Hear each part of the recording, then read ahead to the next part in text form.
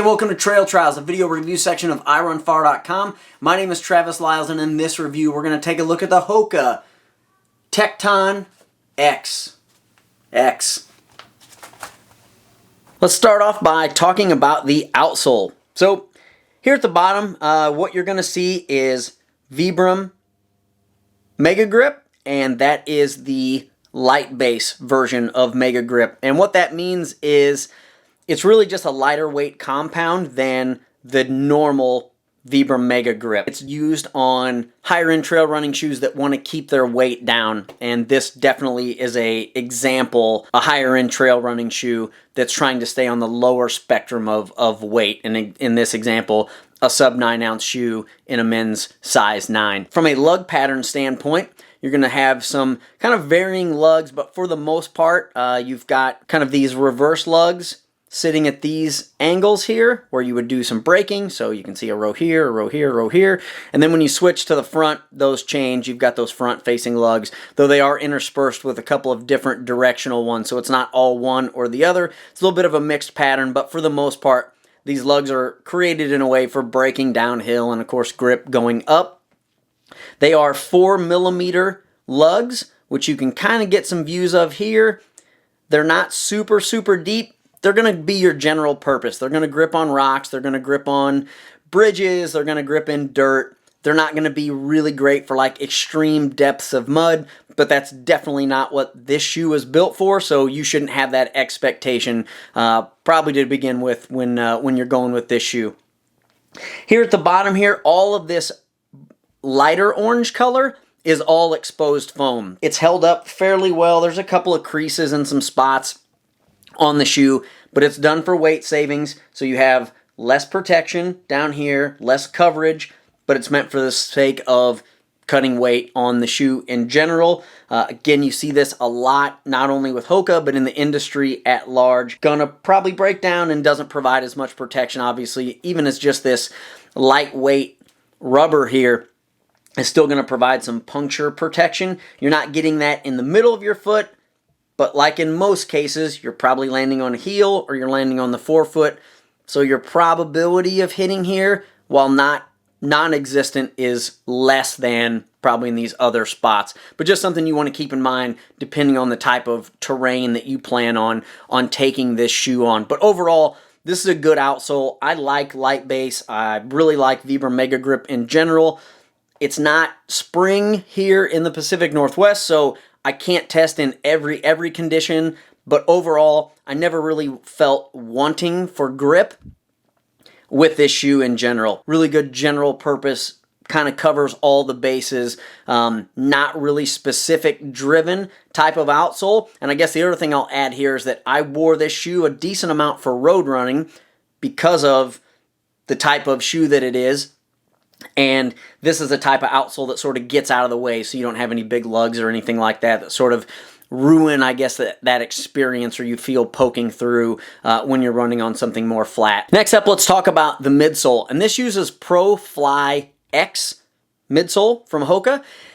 And what this is supposed to be is a firm foam with a very soft foam combined with it. So the idea is you've got that sort of snap that makes it a little bit faster running with that firm foam. It's going to give harder rubber, so the return's a little bit quicker, you less sink into it, but then it's got some very soft foam added to it, which is going to be kind of this stuff here, this colored foam, that adds that comfort for your foot, or that shock absorption. So you're getting a little bit of both here in terms of speed to comfort ratio. And I think if you compare this to something like, let's say, the Zanol, this shoe has more of that kind of softer feel to it, which is more Hoka, I think, than the Zanol fits more like, to me, like a standard kind of everyday trail running shoe, as an example. The real play here, though, that we're going to talk about is something we can't see.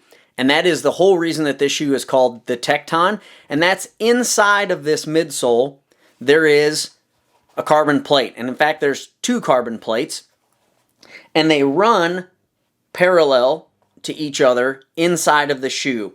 So a lot of carbon shoes tend to have like a plate that's one plate, and it sort of creates that when you step down, it creates bounce and adds energy, and the shoe pushes down, and then when the energy pops up, it bounces your shoe and sort of propels you forward.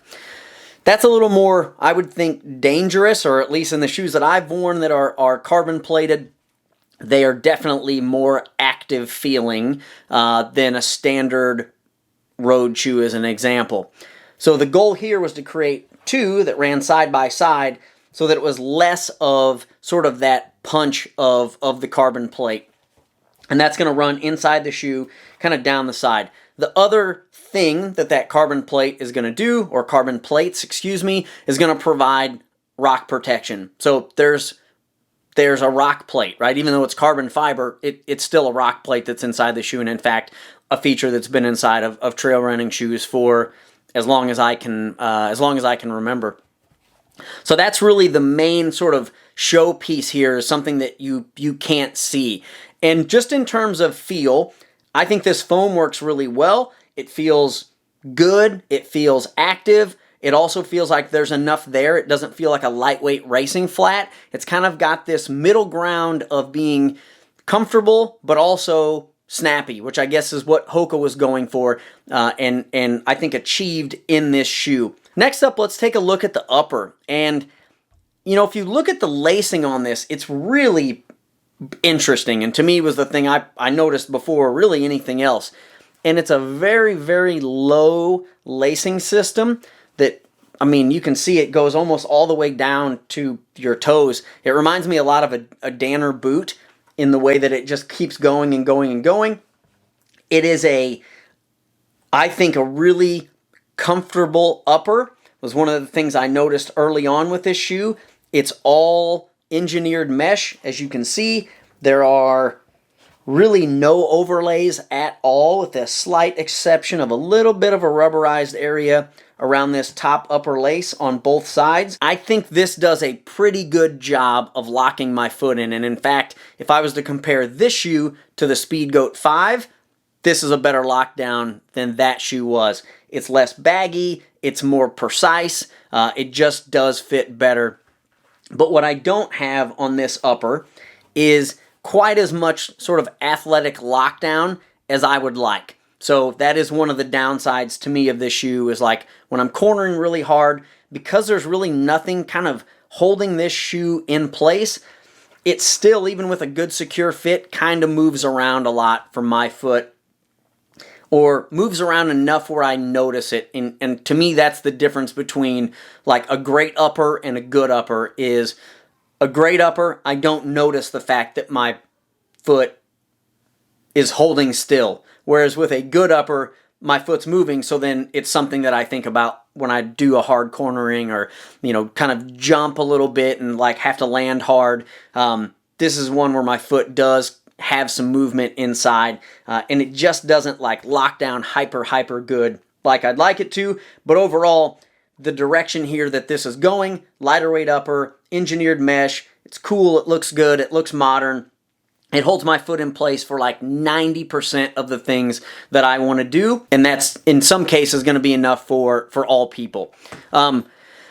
Last couple of things here. We have a toe bumper. There's some protection here. It's the outsole. This is very, very hard right here at the tip. So this is being brought up from the outsole. There's a little bit of some additional materials here that you can see for some abrasion resistance around the toe, as well as creating just a little bit of structure for that toe cap.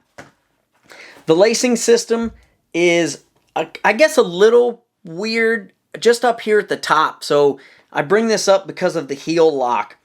It's got a fairly narrow-ish to normal, so it's not a wide heel. It's going to fall more towards kind of the narrow to standard fit on the heel.